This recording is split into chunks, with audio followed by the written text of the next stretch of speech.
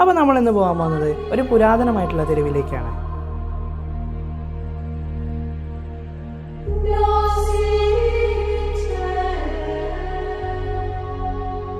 അത്ര പഴക്കം വേണ്ട, കുറച്ചങ്ങോട്ട് പോന്നോട്ടെ.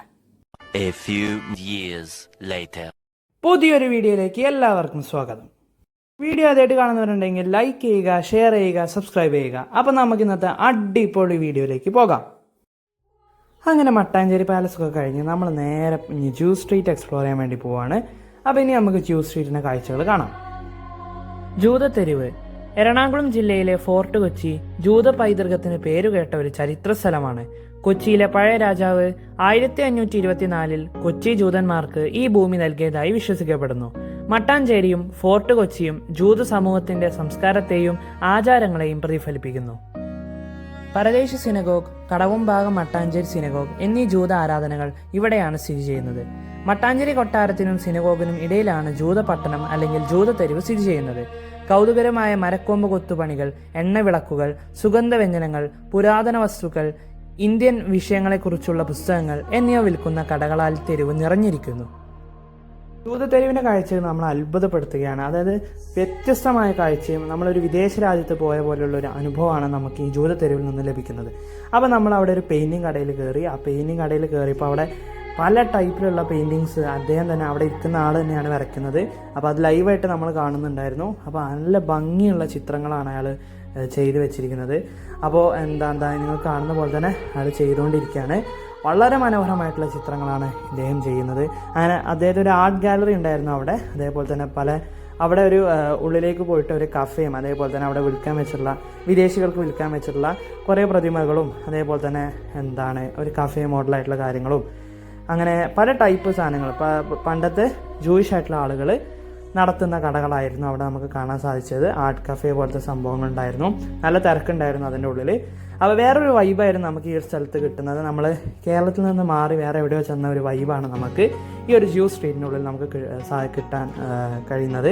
അതുപോലെ ബുക്കുകൾ വിറ്റുന്ന വേറിട്ട എക്സ്പീരിയൻസിനെയാണ് നമുക്ക് ഇതിനുള്ളിൽ നടക്കുമ്പോൾ കിട്ടുക. അപ്പോൾ ജൂ സ്ട്രീറ്റിൻ്റെ കാഴ്ചകൾ കഴിഞ്ഞ് നമ്മൾ പോകാൻ പോകുന്നത് ഇവിടെയുള്ള ജൂത പള്ളിയിലേക്കാണ്. പരദേശി സിനഗോഗ് എന്നാണ് ഇതിൻ്റെ പേര്. അപ്പോൾ ജൂത പള്ളിയിലേക്കാണ് നമ്മളിങ്ങനെ പോകാൻ പോകുന്നത്. അപ്പോൾ ഇവിടെ ടിക്കറ്റ് ഉണ്ടായിരുന്നു. അപ്പോൾ ടിക്കറ്റിന് വേണ്ടി നമ്മൾ വെയിറ്റ് ചെയ്തിരിക്കുകയാണ്. അപ്പോൾ കുറേ ഫോറിനേഴ്സ് ഇവിടെ ഉണ്ടായിരുന്നു. നിങ്ങൾ കാണുന്ന പോലെ കൊച്ചിൻ പരദേശി സിനഗോഗ് എന്ന ഈ ഒരു സിനഗോഗിലേക്കാണ്, ജൂയിഷ് പള്ളിയിലേക്കാണ് നമ്മൾ പോകാൻ പോകുന്നത്. ഇവിടെ അവരുടെ ആരാധന ചടങ്ങുകൾ നടക്കുന്ന ഒരു സ്ഥലമാണ്.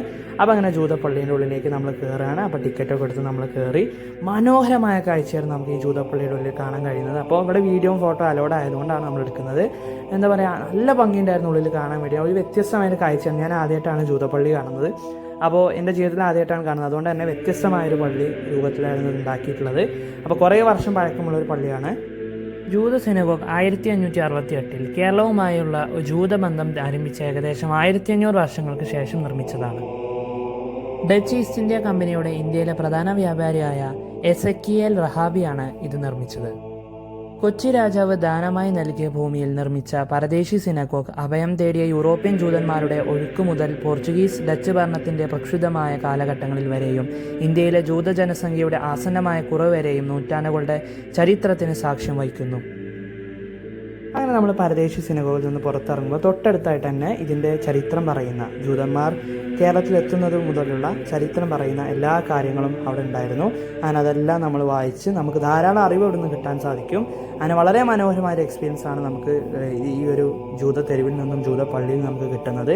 അപ്പോൾ എല്ലാവരും മറക്കാതെ ഇങ്ങോട്ട് വരിക. അങ്ങനെ നമ്മളത് കഴിഞ്ഞ് നമ്മൾ നേരെ ഇനി അടുത്ത സ്ഥലത്തേക്ക് പോവാണ്. അപ്പോൾ ജൂത തെരുവിൻ്റെ മറ്റൊരു ഭാഗമാണ് നിങ്ങൾ കണ്ടുകൊണ്ടിരിക്കുന്നത്.